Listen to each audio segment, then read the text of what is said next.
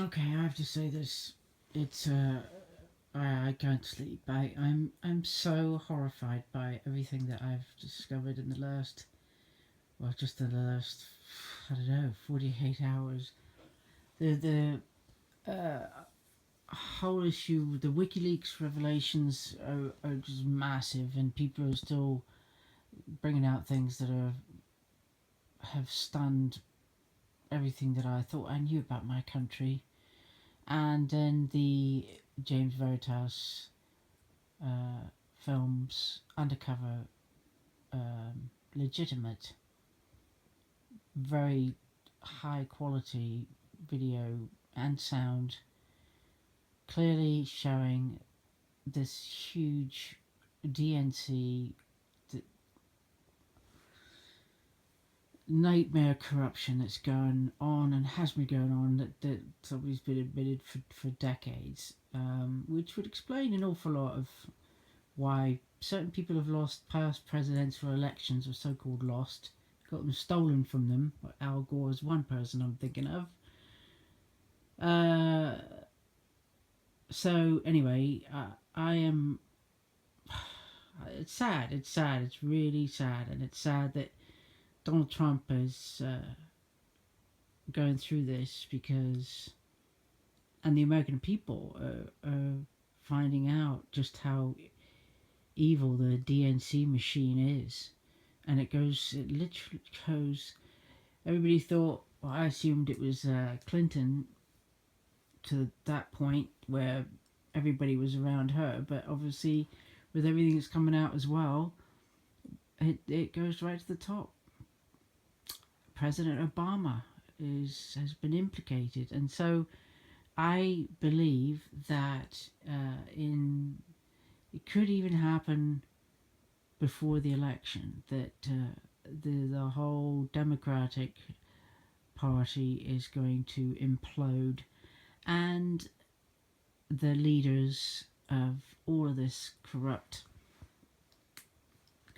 in the government are going to be arrested and charged with federal with crimes against America and the government. And I mean, they are the government, which is just really quite.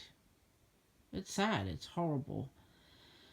But for the end, it's gonna be James Comey. He's his cards are marked. Yeah, everybody knows he lied and um, made a fool of himself in front of the American people and Congress and everybody else. That he spieled out that rubbish about the careless. I mean, oh God! If that's not the most inappropriate use of that word, talk about the understatement of the century of the American history. Yeah, careless. God. 33,000 emails, smashing evidence, burning, bleaching. Uh, it's just unbelievable. And then the DOJ, the so-called Department of Justice. Those words are hard to come out because Loretta Lynch had just made she also lied, perjured herself in front of Congress and the American people. The whole, do you know what really struck me was when I heard that Donald, sorry Donald, not you, was that Bill Clinton had the audacity to openly arrange. He saw Loretta Lynch's plane on the tarmac. As the story goes, that he saw her plane. He was supposed to take off, but he saw a plane and he decided that he really wanted to talk to her, and he made his agents contact her agents and say that the president needs to talk to her. So he obviously gave the impression that it was Obama, so which was typically sneaky Clinton, duplicitous. But once she realized it was him and he was on the plane, I mean, she should have told him to leave. It's just, It just goes to show that in broad daylight, they made this arrangement 2 weeks before his wife was due to be questioned by the FBI about all these emails and destruction of emails or disappearance of emails 2 weeks before. It's half an hour with him, and all in it wasn't even at night. It wasn't clandestine. It wasn't that to me says how comfortable they have been with their criminal behavior. They didn't even try to hide it. And sadly, tragically, it has been going on now. We've been discovering for I don't know. Nobody knows how many years it's been going on, but it's really obviously, since the filthy Clintons got their grubby selves into the White House and tainted it, and Clinton tainting the bloomin' Oval Office. I mean, I'm sure that the Oval Office had to be detolled and after that, the horrendous exploits that went on to absolute shame the sacred building. Anywho, I see this as being the most major scandal in American political history, the entire history. This makes every other Watergate looks like like Nixon did a shoplifting of a bag of sweets and did his utmost to cover it up. I mean, that was it. There was one episode of them going in and bugging or whatever it was, like bugging the Democratic Party's office or whatever, and the big cover up was trying to cover that up.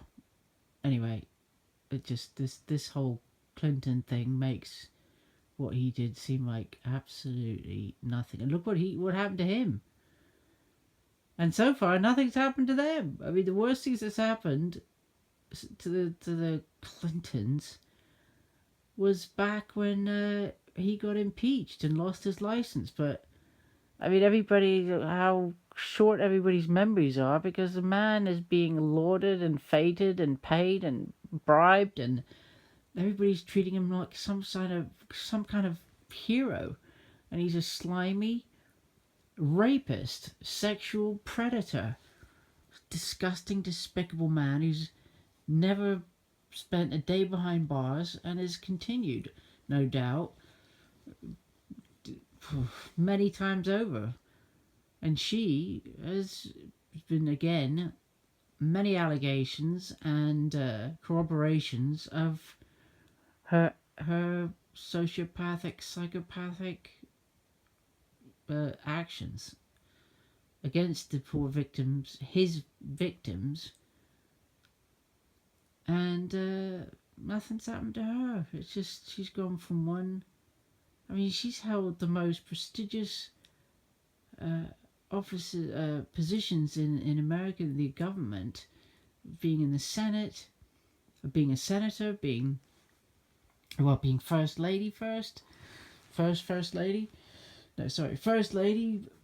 and then senator, and then the worst one, being Secretary of State. Oh, God, the damage that woman's done, the chaos in the world.